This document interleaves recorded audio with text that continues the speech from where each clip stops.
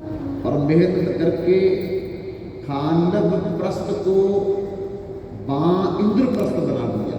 ऐसा महल, ऐसा सुंदर नगरी में तब्दील कर दिया कि इंद्र भी उस महल को देख करके चकित हो जाता था कि इतना बढ़िया महल तो मेरा भी नहीं है।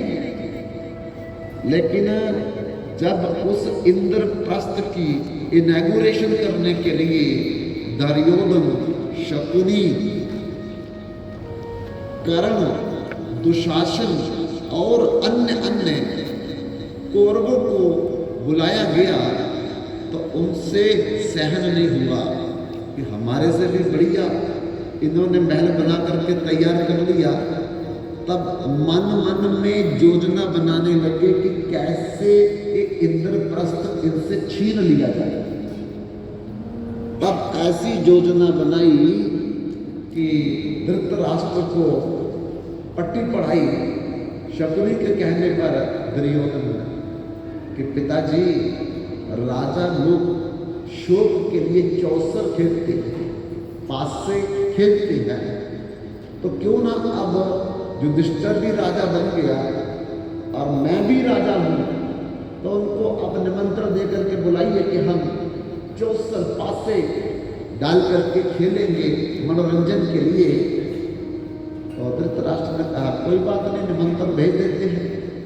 जब निमंत्रण भेजा मंत्री के हाथ में, युधिष्ठिर महाराज को ये कहा कि अब तुम राजा बन गए हो इंद्रप्रस्थ के और पुत्र दुर्योधन भी राजा ही है, आओ मनोरंजन के लिए थोड़ा चौसर खेलें। युधिष्ठिर महाराज साक्षात धर्मराज के अवतार है, धर्मराज के अवतार, लेकिन मना नहीं कर पाए। क्यों? क्योंकि धृतराष्ट्र की वो इज्जत करते थे, मान करते थे, सम्मान करते थे। चले आए द्रौपदी को लेकर के, माता कुंती को लेकर के और अपने भाई भीम, अर्जुन, नकुल, सहदेव को लेकर के। तब बहुत बड़ा पंडाल बनाया गया और उस पंडाल में 30 लाख लोग बैठे थे। कितना बड़ा वो पंडाल होगा जिसमें जुआ देखने के लिए 30 लाख लोग बैठे।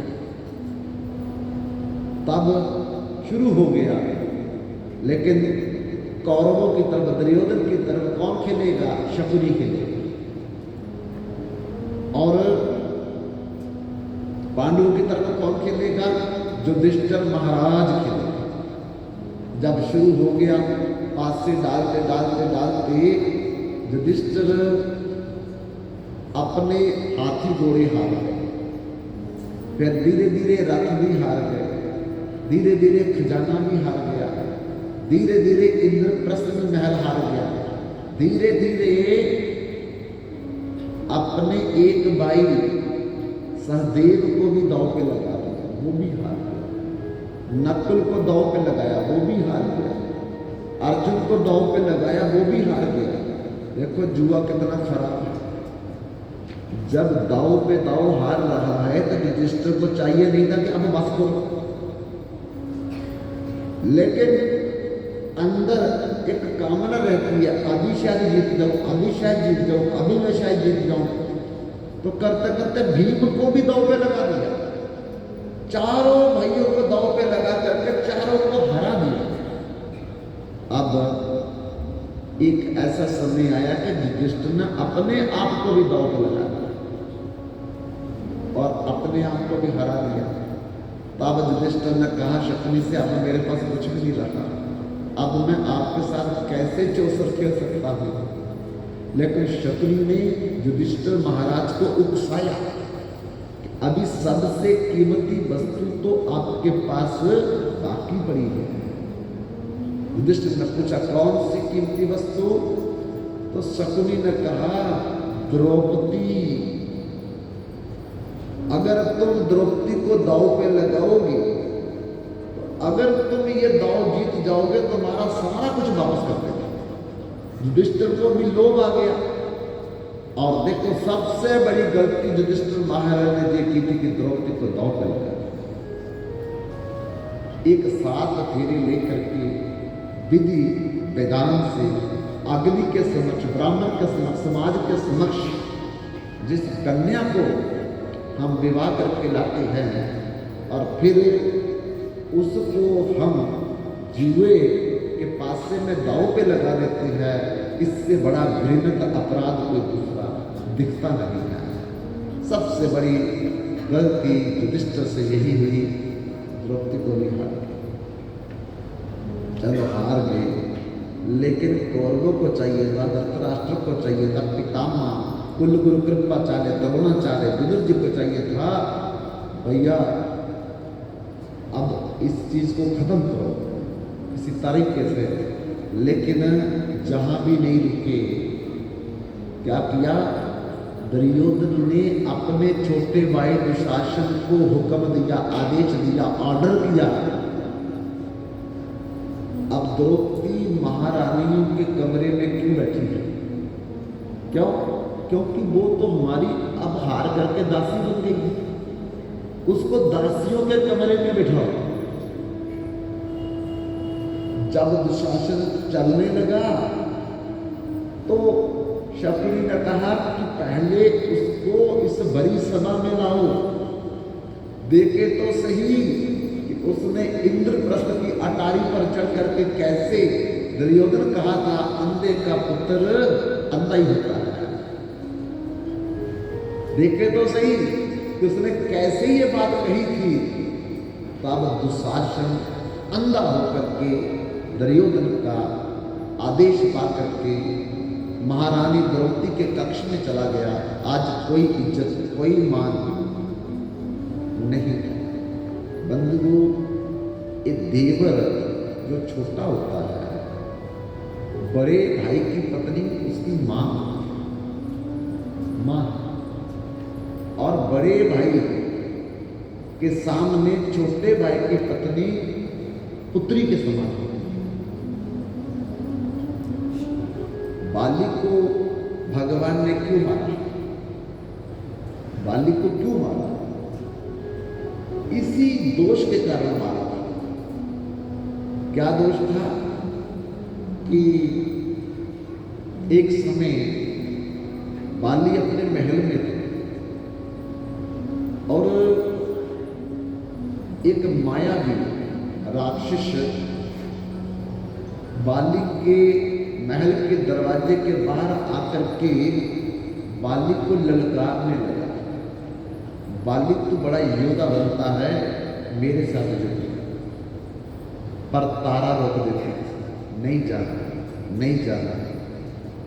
एक दिन उस मायावी दानव ने बाली को ऐसे ऐसे कटुवचन कहे कि अगर आपने अपनी माता का दूध पिया है तो मां के दूध की लाज तो रखो, कभी बाहर आकर के युद्ध को कर।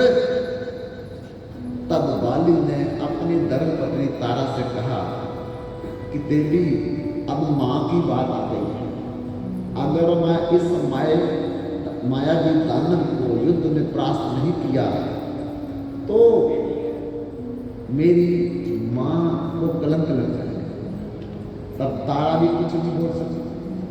बाली ने अपनी गदा उठाई और गदा उठा करके उस मायावी दानव के पीछे दौड़ने लगा और बड़ा भारी युद्ध हुआ। युद्ध में मायावी दानव को लगा कि ये मेरे को मार देगा, क्योंकि बाली को भगवान ब्रह्मा का वरदान था, जो भी योद्धा उसके सामने आएगा लड़ने के लिए आदि शक्ति उसमें चल जाएगी। बाली को वरदान था, कोई भी योद्धा सामने आकर के युद्ध करेगा, आदि शक्ति वो बाली में चली जाती थी। इसलिए और मायावी दानव ने देखा कि अब मुझे बाली मार देगा, तो फिर वो प्राण बचा करके दौड़ा। दौड़ते दौड़ते दौड़ते कहाँ गया वो? जिस गुफा में वो अपने परिवार के साथ रहता है, दौड़ते दौड़ते गुफा के अंदर चला गया और बाली भी उसके पीछे पीछे पकड़ने के लिए दौड़ रहा था। पीछे पीछे सुग्रीव भी आ रहा था, भैया चिंता मत करो, मैं भी आपके साथ हूं। जब मायावी दानव उस कंदरा में चला गया, गुफा में चला गया, तो बाली ने सुग्रीव से कहा कि देखो अब मैं इस दानव को मार करके आऊंगा, ऐसे मैं वापस नहीं आऊंगा, तो तुम मुझे 15 दिन तक इंतजार करना बाहर आने का। अगर मैं 15 दिन तक नहीं आया, समझ लिया कि ये दानव ने मुझे मार दिया। तो सुग्रीव उस गुफा के दरवाजे के बाहर खड़ा रहा। बाली अंदर चला गया। अंदर जा करके भयंकर युद्ध करके उस मायावी दानव को तो मार दिया बाली ने, लेकिन उसके बड़े भाई थे, वो ज्यादा बच्चे थे, वो एक एक करके बाली के साथ युद्ध करने आ रहे थे, और युद्ध करते करते उनको मारते मारते बाली को 15 दिन से ऊपर हो गया। सुग्रीव ने मन में सोचा कि भाई ने कहा था कि 15 दिन तक मेरा इंतजार करना, लेकिन वो तो अभी बाहर नहीं आए, इसका मतलब है कि मेरे भाई को उस दानव ने मार दिया। और उसी समय सुग्रीव ने देखा कि उस कंदरा से एक रक्त धारा बाहर की तरफ आ रही है। तब सुग्रीव ने सोचा कि मेरे भाई को तो मार दिया, अब मेरे को भी मारेगा। तब उसने गुफा का दरवाजा बहुत बड़ी चट्टान ला करके बंद कर दिया और स्वयं भाग करके किष्किंधा चला गया। कुछ दिन बाली फिर भी नहीं आया, तो प्रजा ने मन में सोचा कि अगर किष्किंधा का सिंहासन ज्यादा समय पर खाली रहेगा तो कोई दूसरा राजा आक्रमण न कर दे, कोई दूसरा राजा हमको परास्त न कर दे, इसलिए